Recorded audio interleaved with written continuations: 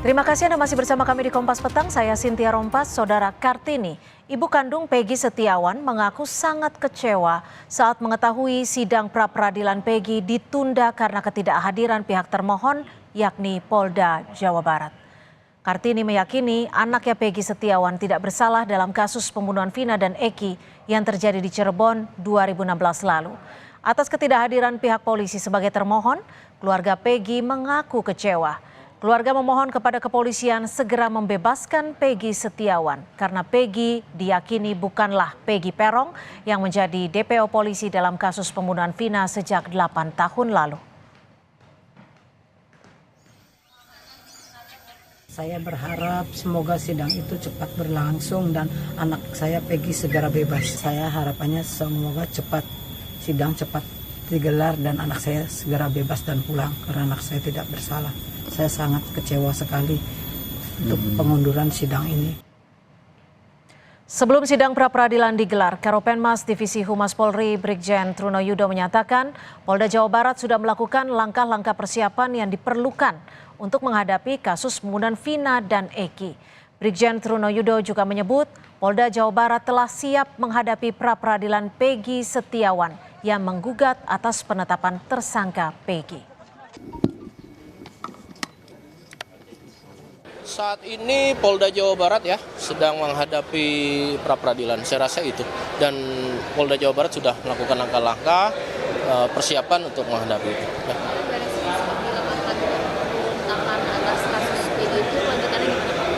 Sekarang pra-peradilan.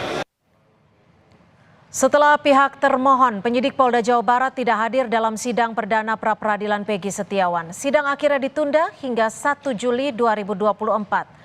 Apa yang menjadi penyebab ketidakhadiran Polda Jawa Barat setelah sebelumnya menyatakan telah menyiapkan tim untuk menghadapi pra-peradilan Peggy Setiawan? Kita akan membahasnya bersama kuasa hukum Peggy Setiawan, Muhtar Effendi, Komisioner dari Kompolnas, Pak Yusuf Warsim, serta pakar hukum pidana Universitas Jenderal Sudirman, Prof. Hipnu Nugroho. Terima kasih sudah bergabung bersama kami di Kompas Petang. Selamat sore, Mbak. Sore, saya akan ke Pak Yusuf dari Kompolnas. Pak Yusuf, sudah terima laporan mengapa Polda Jawa Barat yang sebelumnya menyatakan siap menghadapi sidang pra-peradilan tapi justru tidak hadir? Ya, karena kami sendiri melakukan pemantauan terhadap proses pra-peradilan pada hari ini, jadi begitu sidang diketahui tidak hadir termohon, ya, kami langsung melakukan koordinasi dan menanyakan ke pihak Polda Jabar. Jawabannya?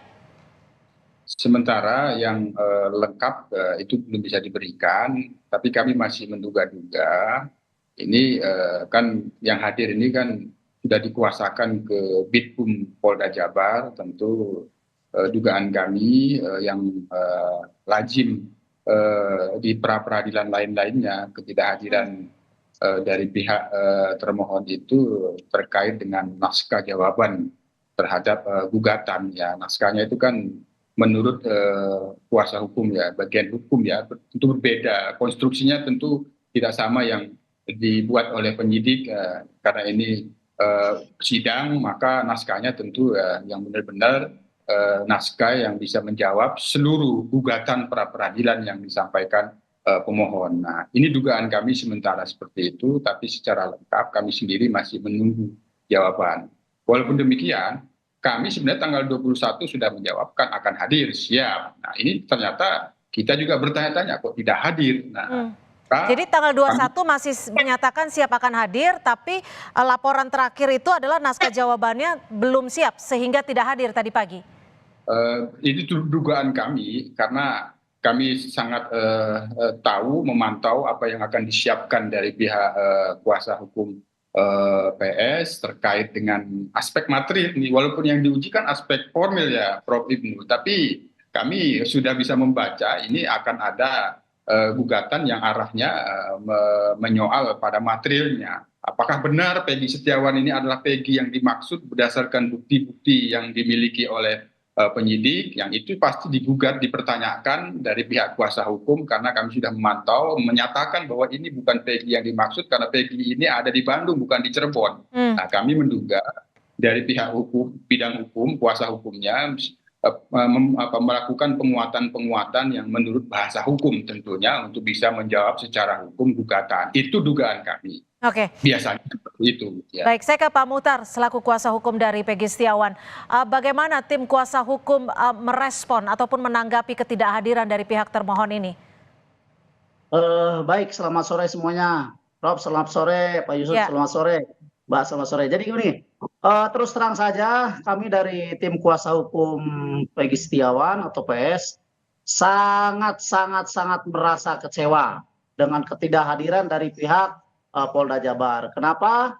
Karena pertama, nyata-nyata pihak kepolisian daerah Jawa Barat sudah menyampaikan bahwa mereka sudah siap dan mempersiapkan diri untuk menghadapi pra peradilan yang diajukan oleh kami tim kuasa hukum. Bahkan sudah menunjuk tim kuasa hukum juga dari pihak Polda Jabar. Kemudian yang kedua, jelas dan terang perintah daripada Bapak Presiden Republik Indonesia, Bapak Joko Widodo, kemudian juga Bapak Kapolri, Pak Listio Sigit, penyelesaian kasus Pina Cirebon ini supaya dilaksanakan secepat mungkin dan dengan transparan atau terbuka. Artinya dalam hal ini pihak kepolisian daerah Jawa Barat melawan dua institusi, bahkan tiga mungkin kalau saya sampaikan. Pertama, mereka melawan perintah untuk menghadiri sidang daripada Pengadilan Negeri Bandung. Kemudian yang kedua,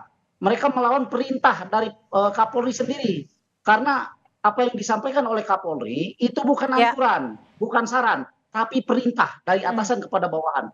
Kemudian yang ketiga, melawan perintah Presiden Republik Indonesia. Oke. Yang menyatakan dugaan dari kuasa hukum apa yang menjadi penyebab Polda Jabar tidak hadir? Singkat saja. Baik, kalau menurut kami, dugaan dari kami jelas mereka tidak siap. Karena mohon maaf, sejak awal penetapan tersangka terhadap klien kami Peggy Setiawan itu dilakukan dengan cara-cara yang menurut kami tidak berdasar atas fakta hukum yang sebenarnya ada. Begitu.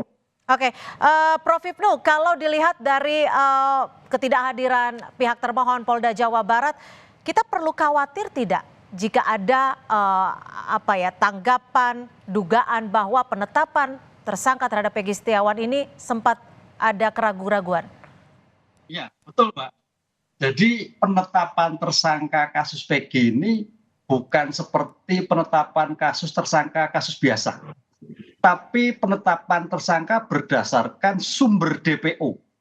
Nah, DPO ini padahal kemarin dinyatakan beberapa DPO adalah fiktif. Pertanyaannya apakah tiga-tiganya fiktif ataukah hanya dua fiktif? Ini suatu problem. Dalam perkembangan jalan seperti ini, maka kemarin kan semua informasi masuk bahwa Peggy bukan DPO. Peggy bukan. Karena konteks DPO, Mbak, harus hati-hati. DPO itu orang punya fasilitas, punya keuangan, punya kekuasaan, kan gitu. Padahal subjek hukum Peggy yang diartikan DPO hanya, mohon maaf, tukang bangunan. Pertanyaannya, seberapa sulit 8 tahun menangkap Peggy? Itu yang saya kira. Itu yang pertama. Yang kedua, Kapolri menyatakan bahwa 8 tahun yang lalu Polres Cirebon ketidakprofesional. Lah, pertanyaannya, jangan sampai penetapan Peggy itu menjadikan tidak profesional kembali. Inilah Pak Yusuf yang merupakan reputasi Polri dalam pengungkapan perkara yang 8 tahun lalu dalam hari itu kurang profesional, jangan sampai ini juga tidak profesional lagi. Makanya lebih baik ditunda. Inilah saya kira yang melihat jalan pemikiran Polda Jawa Barat, Mbak. Pak Muhtar, di saat yang bersamaan ini kan berkas Peggy Setiawan juga sudah dilimpahkan ke Kejaksaan. Meskipun belum P18 ataupun bahkan P21, bagaimana kuasa hukum melihat konstruksinya? Secara bersamaan pra peradilan juga ditunda, akhirnya artinya ada waktu yang terbuang. Baik, memang informasi yang kami terima dan memang sudah disampaikan juga oleh pihak Kejaksaan Tinggi Jawa Barat bahwa berkas kasus atau berkas Peggy Setiawan ini sudah dilimpahkan kepada Kejaksaan Tinggi Jawa Barat. Tetapi pelimpahan tersebut seperti yang disampaikan oleh pembicara daripada Kejaksaan Tinggi itu bukan berarti serta-merta pelimpahan berkas itu dinyatakan bahwa berkas sudah lengkap dan sempurna. karena pihak Kejaksaan Tinggi juga harus mempelajari, mendalami tentang berkas tersebut. Apakah sudah lengkap sesuai dengan yang diharapkan oleh pihak Kejaksaan atau belum? Nah, pihak Kejaksaan punya waktu 14 hari untuk mempelajari itu. Nah, kemudian setelah lengkap dan dinyatakan berstatus P21, pihak Kejaksaan juga harus berkoordinasi dengan pihak Pengadilan Negeri Bandung untuk meminta jadwal persidangan. Artinya, apapun yang dilakukan oleh pihak Polda Jawa Barat tentang pelimpahan berkas, saya pikir dan kami menganggap bahwa itu tidak akan ada berpengaruh terhadap sidang pra peradilan. Baik. Apalagi sidang pra peradilan sudah dilaksanakan dan sudah 1 kali dipanggil pihak Polda. Oke. Oke, baik. Pak Yusuf, saat ini banyak yang menyoroti terhadap kasus ini. Lalu bagaimana dengan institusi kepolisian? Jika tidak hadir, artinya masyarakat juga ada kekhawatiran. Apakah ada pengawasan khusus dari Kompolnas agar institusi kepolisian tidak tercoreng dengan ketidakhadirannya di pra-peradilan Peggy hari ini?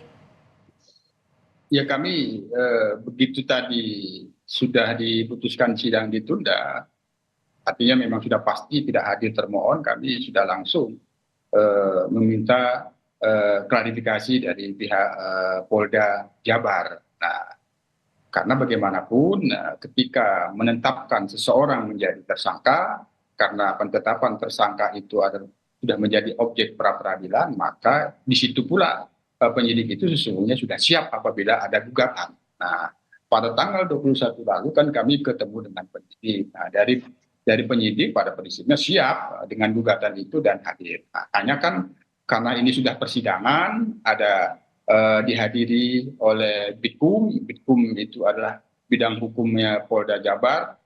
Tentu konstruksi jawaban atas seluruh gugatan pemohon kan harus dijawab. Nah, kelaziman yang bisa kita lihat ketidakhadiran termohon termohon penyidik itu kelazimannya itu terkait dengan naskah jawaban terhadap permohonan gugatan pra peradilan itu yang memang benar secara bahasa hukum harus bisa benar, kan tidak bisa bahasanya penyidik dikasihkan oleh hakim inilah jawaban kami. Nah, itu kedugaan kami ke sana. Oke. Terutama ada aspek penguatan sekali lagi untuk meyakinkan meskipun ini formil minimal 2 alat bukti penguatannya akan bisa menjawab ini adalah Peggy yang benar yang kami maksud selama ini untuk ditangkap, inilah bukti-buktinya. Kira-kira seperti itu. Prof. Ibnu, kalau dilihat dari peristiwa hari ini hak-hak Peggy Setiawan untuk mencari keadilan terabaikan tidak? Ya, karena gini, ya tidak Mbak, tapi cuman memberikan tidak berdasar pada asas cepat.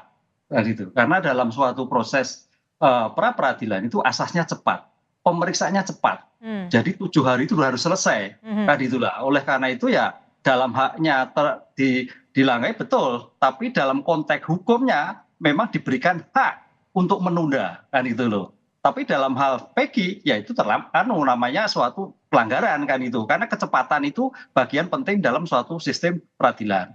Jadi keraguannya Polri saya melihatnya terjadi kesesatan Mbak, sesat objek, kesesatan orangnya. Jadi bukan Peggy yang ini, mungkin Peggy yang lain gitu loh. Jadi inilah yang saya kira menjadi fokus. Jadi bukan masalah buktinya. Makanya tadi betul Pak Yusuf, ke depan walaupun peraturan Mahkamah Agung bahwa pemeriksaan pra peradilan itu adalah eksaminasi okjas, itu kan dalam kasus biasa. Dalam kasus Peggy itu luar biasa karena bersumber pada DPO. Ini orangnya bisa atau tidak. Jadi bukan bicara bukti dulu, orangnya dulu. Kalau sampai orangnya tidak, itu yang terjadi mistake, error in persona. Nah, ini jangan sampai terjadi. Kalau itu sampai terjadi, waduh luar biasa ini penguapan yang kurang profesional. Prof, ini kan juga ada dugaan ya jika Polda Jabar tak hadir karena diduga mengulur waktu. Sehingga jika berkas Peggy yang dilimpahkan ke Kejaksaan di saat minggu lalu telah lengkap atau P21, artinya kan kewenangannya sudah di Kejaksaan, bukan lagi di Polda Jawa Barat. Ini bagaimana Anda melihatnya? Ya, ini bagian dari ruang namanya disebut pra penuntutan. Jadi pengembalian berkas nanti paling saya yakin bahwa penuntut umum tidak menerima begitu saja hasil pemeriksaan Polda Jawa Barat. Penuntut umum pasti meminta bukti-bukti lain, ahli-ahli lain, bukti-bukti yang lain yang mendukung bahwa Peggy itu benar sebenarnya. Karena sekarang kalau itu sudah dilimpahkan, bola ada di kejaksaan. Jangan sampai nanti jaksa tidak bisa menggambarkan suatu objek yang teliti, tidak bisa menjadikan subjek yang teliti. Kalau itu yang terjadi nanti Pak Muhtar bisa mematahkan, itu namanya surat dakwaan obskur. Obskur batal. Batal, selesai itu suatu perkara, dikembalikan seperti tidak ada suatu perkara. Inilah yang menjadi tanggung jawab kejaksaan. Oleh karena itu saya melihat dalam perkara ini saya kira tidak sampai pada persidangan, belum sampai persidangan, Mbak. Pasti para peradilan ini akan dikuatkan dulu, jaksa juga melakukan dulu. Sehingga kalau sampai gugur, kayaknya agak jauh. Karena semua harus siap dalam suatu bukti-bukti yang akurat.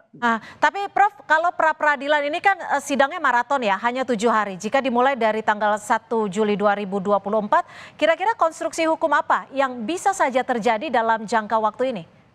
Ya, kalau sekarang besok misalkan tanggal 1, berarti 7 hari dipotong Sabtu Minggu. Berarti tanggal 9 Juli harus selesai. Nah, pertanyaannya, putusannya menolak atau menerima nanti pengadilan. Kalau pengadilan itu namanya menolak pra-peradilan yang dilakukan oleh Pak Muhtar CS, berarti Peggy itu betul. Tapi kalau sebaliknya, berarti Peggy itu betul, bukan. Termasuk alat buktinya. Karena tadi kita dalam Peggy ini ada dua masalah. Masalah tentang orangnya dan masalah tentang buktinya. Kalau masalah bukti oke lah, masalah orangnya ini yang menjadikan suatu problem tersendiri, jangan sampai suatu kesesatan mengenai orang. Dalam istilah hukumnya mistak, gitu Mbak. Pak Muhtar, dengan ketidakhadiran Polda Jawa Barat, penyidik Polda Jawa Barat dalam sidang perdana ini, apakah yang bisa Anda simpulkan terhadap penyidik Polda Jawa Barat ini? Apakah memang penetapan tersangkanya ini menurut Anda perlu diragukan atau seperti apa?